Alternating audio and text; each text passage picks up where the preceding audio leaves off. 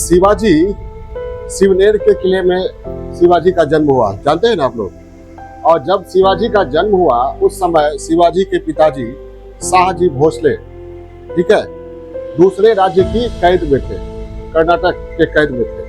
और 12 वर्ष बाद पिताजी शाहजी भोसले की भेंट शिवाजी से हुई थी। कितने वर्ष बाद? 12। इन 12 वर्षों में शिवाजी के व्यक्तित्व का निर्माण माता जीजाबाई ने किया था। कहा जाता है कि जीजाबाई सामने कुछ दूरी पर एक सिंहगढ़ का किला था और सिंहगढ़ के किले पर मुगलों का ध्वज फहराता था।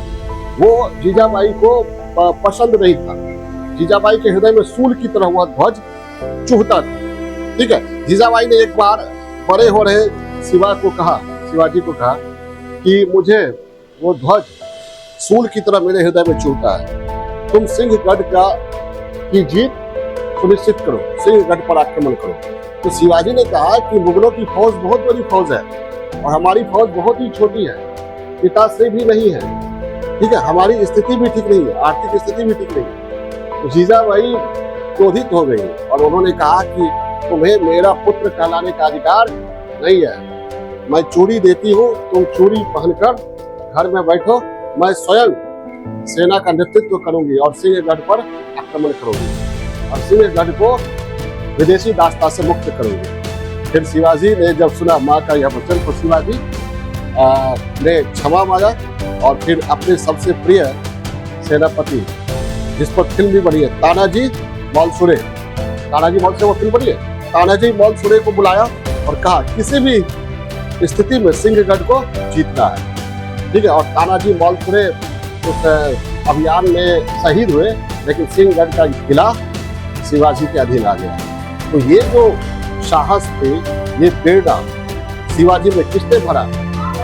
माँ ने। अगर माँ ने वो प्रेरणा का संचार न किया होता तो शिवाजी सिंहगढ़ पर आक्रमण करने की दुस्साहस नहीं जुटा पाता। ये थी माँ जीजाबाई। कहा भी जाता है माता हो तो जीजाबाई जैसी।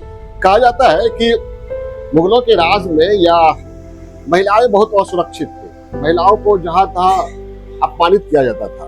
तो जीजाबाई माँ भवानी के मंदिर में गई, ये किंवदंती है।